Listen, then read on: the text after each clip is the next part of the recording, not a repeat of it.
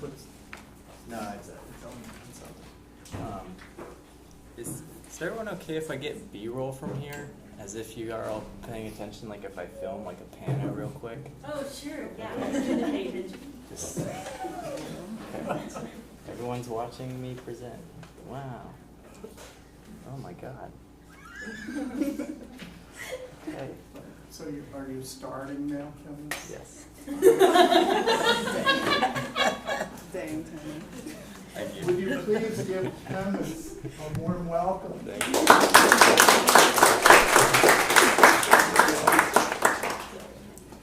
right.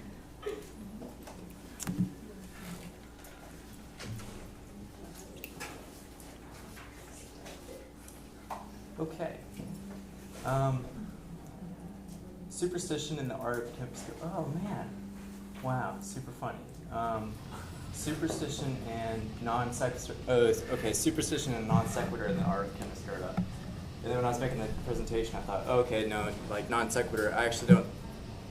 The way I put this thing together was kind of just thinking about it over the course of a couple weeks, and thinking around ideas, and then kind of writing, notation like about like some topics I might want to cover or whatever. So the idea of like, oh, I'm going to give myself a challenge by trying to talk about my superstitious, my relationship to superstition, and also my relationship to non sequitur, because these things those are the hard things to, I don't know,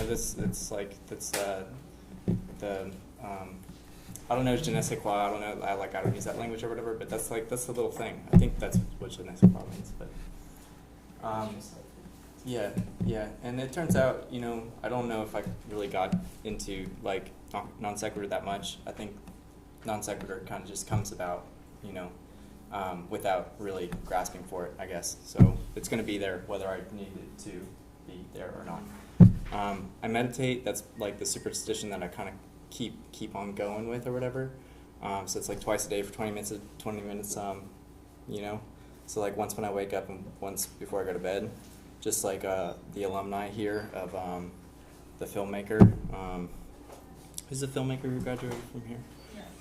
Yeah, and there's lectures of him talking about meditation, and it tends to help. Like twice a day, kind of check in at least.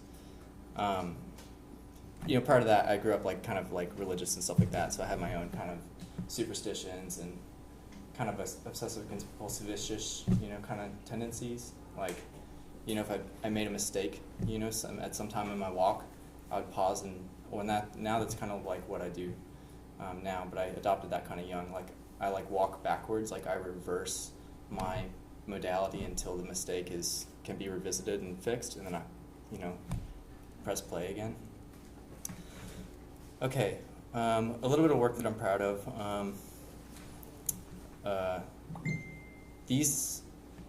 This and the next one are done here at PAFA, like back to back. So I had two classes in the same room, and I guess I was just having a hot day or whatever. Like I think I figured out how to leave the transparent areas alone, and not try to mix that color again, but just letting the background shine on through. That's so that's one thing. I picked up at some point. It's kind of been fun.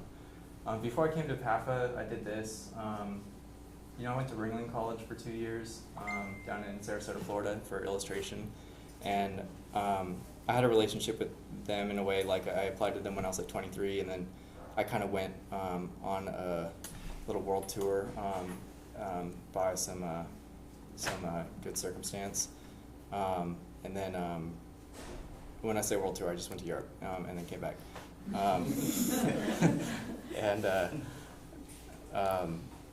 So I went to Ringling College because it was the best school that I knew about and could think of, and I thought I wanted the tool set that they had to offer, and I think I got the tool set. So I kind of moseyed on, and I wanted to find where the painters were, because Ringling kind of tries to grasp at you at some time and turn you into an illustrator and put you into a market. So I wanted to get up on out of there, and I transferred here, and so I had a summer with my parents, and so I wanted to paint, do some painting in the town, because I'd kind of trained, done some mural work and graffiti work and stuff like that. So this was, kind of big. It's probably like 86. In fact, that's digital. This stuff is digital, those little marks. So this is in mid-process, where I was like, I'd paint on the mural, and then in the evening I'd go home and on my iPad tablet go into a paint program and do the next steps, so I would come to the wall like a little less confused the next day. And that tends to help, and it works on studio paintings too. You can go into Photoshop and fuck with the levels or whatever, and then come back the next day, and do that, because it's different than paints. Control Z. This I did, from doing this wall, someone's like, oh, I want you to do my wall. So this one I was kind of doing like for not much money, and this one was more of like a commission. But I ended up, just kind of I had fun with it. Kind of got lost in the clouds a little bit. Some graffiti. Okay, so this is weird saying it now, but okay, so like I wrote graffiti for a long time. This piece I ended up like running from and kind of like running through a tunnel and popping out like a prairie dog and running home. But ended up, I was telling that story to a buddy of mine, and he was like, oh, that's pretty close. I was like, oh, it wasn't far, it was close to my house. Like, where do you live? We ended up being neighbors, next door neighbors. And this was like the up and coming kid. In fact, that's his like tag, because he liked me a lot, so we hadn't met yet, so he would like tag wherever I would piece. And then when we met, it turns out his family had a house in Amsterdam, and they liked graffiti and stuff like that. And so over some dinners, a relationship kind of developed, and they said, yeah, take our son, who's kind of a shithead, to Amsterdam and like mentor him. And the son ended up, true to his shithead nature. He's great, I love him, he's perfect. But he ended up getting wrapped up in this state rehab program, so he couldn't go to Amsterdam. They said, if the deal's still good, go to Amsterdam. So I just went to Amsterdam alone and stayed there for a month in their house. And that was the kind of European adventure. Amsterdam to Berlin for a month, and then to Venice for a week, and Basel, Switzerland. And then I kind of went to Berlin and then Amsterdam again. And came back home. This is in Berlin. It's made out of garbage, and I learned the Goethe. I was just fucking around, like learning language. So I wasn't really learning language, but I just had to Google some like phrases. So good garbage was a good phrase that I liked, because everything I made, it's like you got to be scrappy, and I think graffiti kind of taught me that, to be resourceful.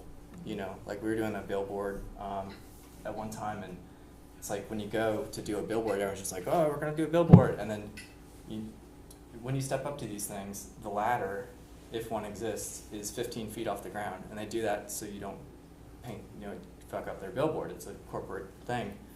So, we like go run to some property, some church property, and grab this giant, spool of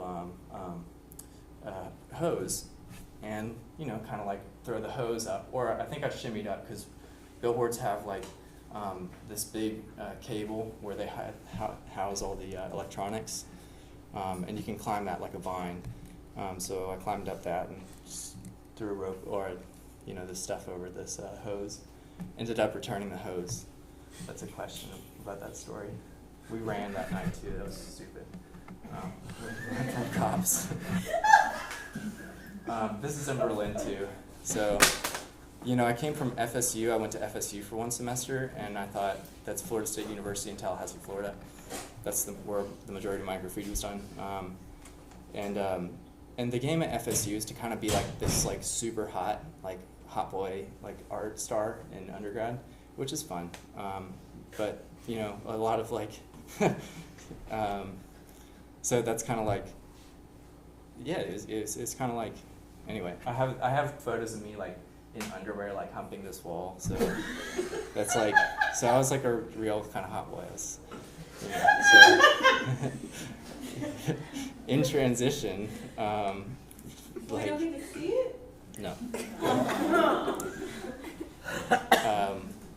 Okay, so I did this with this little German pen in Berlin, and I was like, God damn it, like, you know, when graffiti is reduced elements, so it's really just like value, you know, shapes. It's like you don't have to, like, it feels like you have superpowers like pretty quickly, and so this is towards the like height-ish of my graffiti because it's just effects based. So it's like, okay, god damn it, like yeah I'm there or whatever. So graffiti has a high attrition rate, and I think that's the reason, you know, because you can get there, you know, like it's pretty readily accessible. You can do it. Okay, so I was like, oh, I'm gonna piece this or something like it. So I went out to go piece this thing. I was piecing it, and this like kind of gang came up in a way. It's like shitty German suburban kids. I don't know who it was, but anyway, this kid kind of beat me up in the park, and then kind of like I was like shaking, and then wrote his graffiti word over my piece. I'm not telling the story in a very funny way, but I was laughing when he was punching me, and it's like it's just a stupid occurrence. This too, I like this piece a lot. It seems kind of like it you know, is casual in the right proportion and that kind of thing. Okay, so I came back to the States and I went to Jacksonville, Florida to help a friend of mine do big murals. And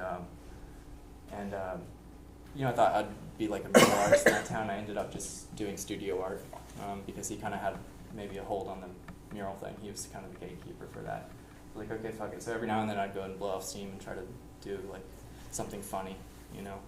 And I think it was a good place for me. I stayed there for 2 years and kind of did casual stuff. A little bit of Florida. I've got a decent amount of slides, so I got to speed up at some time. This is where my parents live, this region of Florida. This is underwater. The LED light, you know, it's like, it's an idea. I tried it. This is a big piece of graffiti that my friend and I did. I guess I took out the slide where I'm in it for scale. It's big. So, you know, a person would be like this tall. So it's so he did the graffiti, I did the background, and I did the big stork. And it was about his son Miles, who's no longer with us. So this was like before Miles was born, you know, anticipating his birth. My past. This is me feeding a cat, kind of. In Florida. Yeah, I took out a lot of my other, like young photos, but this one I feel like is still very, very true. This feels like me still. This is me doing gymnastics. Oh, God. 9 years old. So I did gymnastics for a long time. That's me playing drums.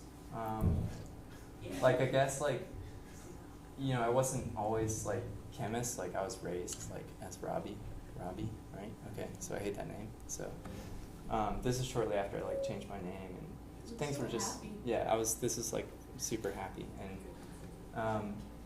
And this is, like, one of my favorite bands that I was in. And that's Caitlin, a longtime collaborator. So we went through several bands together, and sometimes it's just be her and I. She plays harp. This is me like a couple weeks ago. Joanne took that photo in the library. Okay. Heartfelt. Here's my uncle died of cancer, and it was like this kind of cancer that was like egg drop soup. Like it was like it was amorphous. It was all through his guts. So to try to solve that, they like put this like hot liquid bath in you and your chest, and then they kind of slosh you around. It's like super crude, and it doesn't have a great survival rate, but you know, we gave it a shot. So after he died, these were stencils from his art. So he would do like fish jumping motif type paintings, and so I inherited his stencils and some supplies, tracing paper and stuff, and I kind of like immediately did this with his stencils. Kind of reminds me of that like soupy bath and death and stuff. This also is kind of about death, kind of about his death, and my aunt, his wife.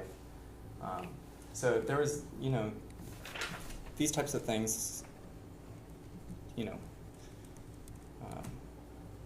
so, if you make art all the time, then you make art through the goods and bads and stuff. School stuff. This is at Ringling. I was doing illustration. So we learned perspective and stuff like that. So this is about the drummer of Tedworth, which is a ghost story, really good ghost story. The original still exists, and it's really fun. Long story short, like someone's drum was confiscated, and then the ghost of the person was in the house as a ghost and fucked with their kids and shit like that. Great story. Okay, this is a painting, oil painting. So I started oil painting at Ringling, and then kind of transferred here because I was like, yeah, oil painting is cool. So I wanted to go to painting school. So these are a couple classroom paintings. I learned about light here, I think, a lot. Figure practice, I maintain a figure practice, so I draw these kind of figures. This is probably one session. So I just took a screenshot. And I like to, through the session, you might relax or you might become more sophisticated or whatever. During the session, you can explore different expressions. What I look at, this might be kind of non sequitur-y. This is a screen cap from an animation. And I'm sure the person who made the animation understood the poetry quite well because they, handcrafted everything about this. And so I just kind of liked it. As an image, it's a part of an animation, so it's not intended to be a still. But again, I think the person understood the power of the placement and stuff like that. Thomas Hart Benton, I love.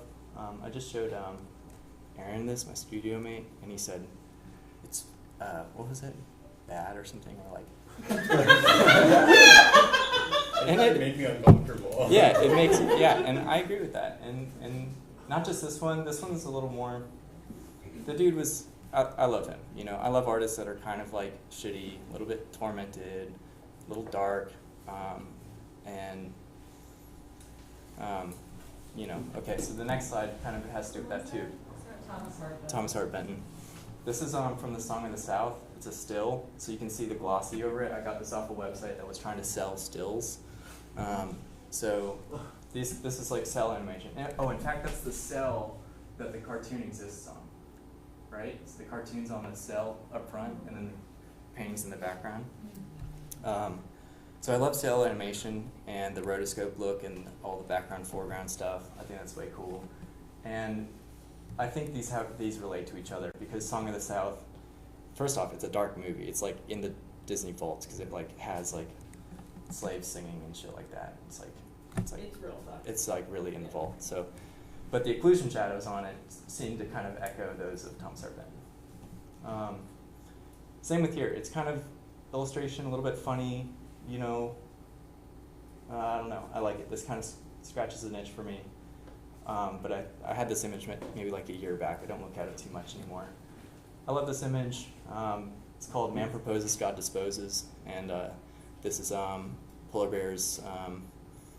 This is an expedition that went to the Arctic and they didn't come back. And then they were found later on. And they're like, oh, polar bears got them. Oh, is that terror? Have you seen it? Sorry. It's Landseer. It's a Landseer painting, and Edwin Landseer, and it's in Harvard. And this painting showed up in a couple suicide notes, from what I understand. It exists in the hall where you would go to take the bar exams. So people Oh, wow. yeah. Okay. I did a cover of this painting, and instead of a guy on a horse, it's my dad hiking around the corner and our two dogs. My family dogs. It was pretty easy to do because our dogs kind of look like that, and I just took reference photo of my dad, and that's a lot of fun. I highly recommend it if you ever get the chance to do that. This is another favorite painting of mine. It's called The Hunt, I think, and I think it's by George DeForest Bush, and it's in D.C. This is romantic. I think a lot of these paintings are really messing with stuff that's kind of these are weird. It's a weird composition, kind of non-standard, I think. Oystery, looks like an oyster or something. I like this painting a lot. Dogs and boars. This painting freaked me out when I first saw it in a good way. God, that's perfect. That's it. That's the blend of illustration and fine art, and it's it looks bad and lowbrow and shit like that and dark, and And yeah, I like that. A little meme.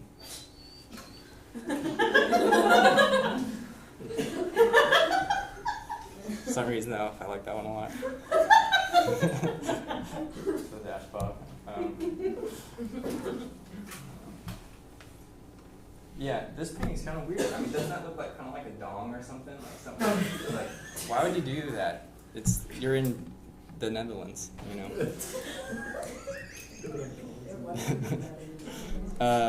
You know, I saw this maybe 2 days ago, so I like this thing. I was looking at clown reference.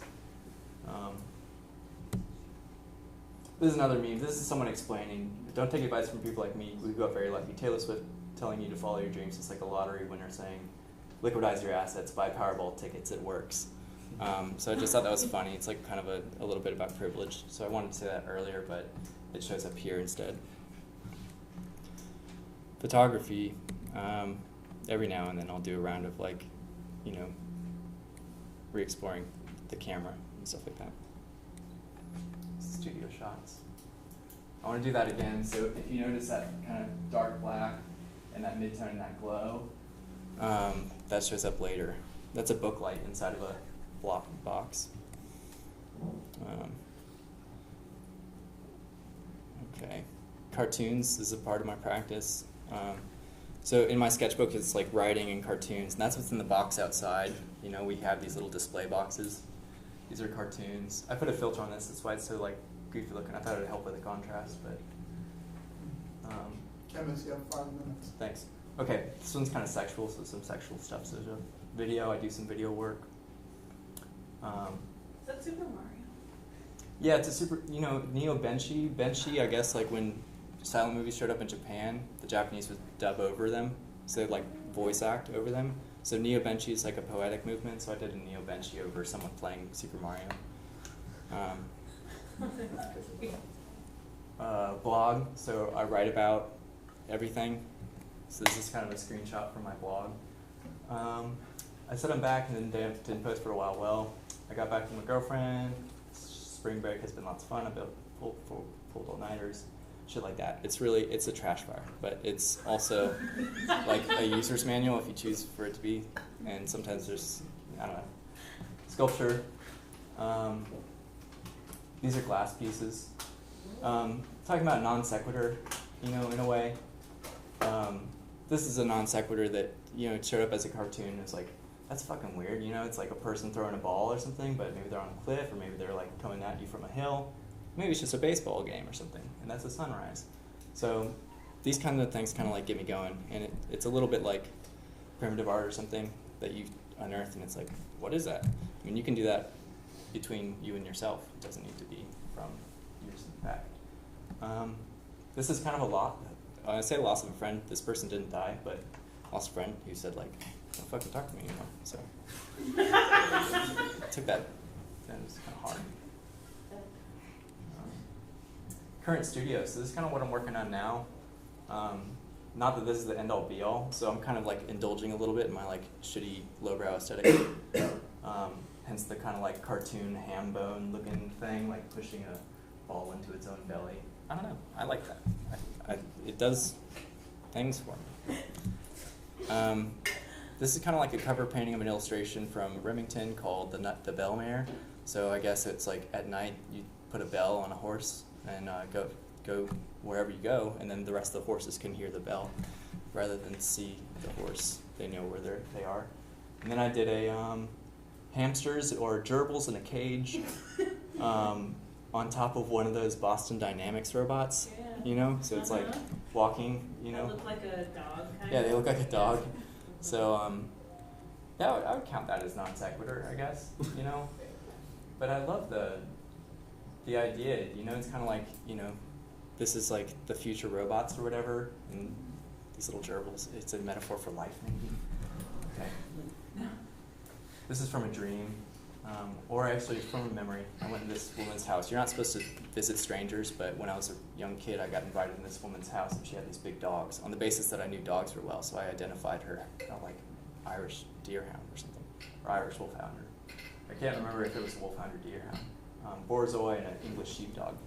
So I was just like fucking enamored because we had like little Yorkie poos, right? But she had these like hero dogs.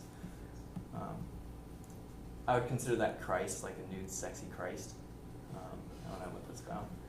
Icebergs. This says life is like riding on the back of a serpent through space, but you're strapped on backwards and you have no idea how you got here or where you're going at all. I don't like the piece, but I like the concept, I guess. This isn't real. It's not a dream I had or anything like that, but that exists. You know, it's a nude person in a dance studio, and a car pulls up at night. They're like, you know, cut. This is a bench, snake on a bench. Oh, that's it. Thank you. Okay. I one more thing.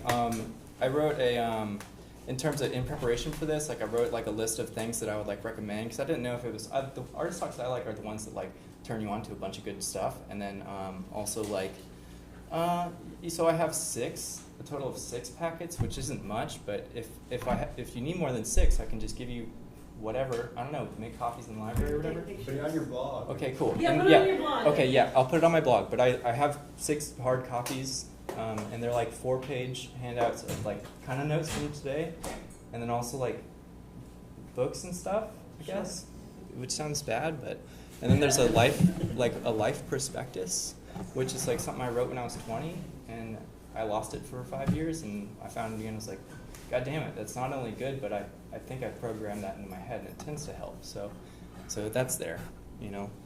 We Okay. need to see if somebody wants to ask Oh, a okay, question. thanks. Anyone have a question for Dennis? Just had a quick comment. Like your whole, like that whole thing was kind of like a nice summary of life. It was good, especially how it ended with a, oh, that's it. Right. Thank you. True. I have a question if no one else does. I'm not sure how to frame this, Kemis, but and I'm not sure if it's even truly a question. I'll just pose it as an observation. You showed the graffiti early on, some of which you did, and I would say that graffiti generally has a very cluttered sense of composition about it. And it appeared to me as you were going through the work that you did and that you admired by others or were interested in by others, that although the subjects may change and the works from one to the other were different, mostly you seemed to enjoy work that had a very cluttered compositional element to it, which kind of, to me, goes back to a graffiti sense of composition. And you can respond to that or not. It's an observation I'm putting out. Yeah, thanks. Yeah, you know, when taking a Ken Cooley workshop, you know, the collage elements, it kind of reminded me of graffiti and painting, and I don't know. Yeah, I don't know how to. I have a question. Yeah. Yes, please. Where did you learn like how to use spray paint? Just or doing did it. someone teach you, or did you just like start doing it? Or? No, like one of my buddies in high school, this is how everyone gets into graffiti. Oh, one of my buddies, you know. So it's like Yeah. someone else does graffiti and they turn you on to looking at it, and then you become just aware that it exists and that you can participate in it. And you pick up a can and you do a lot of bad work. And I did a lot of bad work. I would go to construction sites where there are you know, concrete things that are going to get buried underground, or you go underground into tunnels, stuff like that, and that's where you do your bad work, because or Ain't you nobody gonna see that. yeah, and you could do it in you know, yeah, I don't know if that's a good enough answer. No, yeah, that's great. That answers my question. Yeah, a decent amount of it, and I didn't show. I mean, that was like my piecing, which ended up mattering to me. But before that, it was tagging and bombing, and then from piecing, I don't know, somewhere in there was trains. But when I went to Europe and came back, it was more like piecing, because the Europeans love walls. Yeah, they love piecing. They love doing really small, tight walls, good walls. Yeah. Okay. Thanks, Okay, Kemeys. thanks.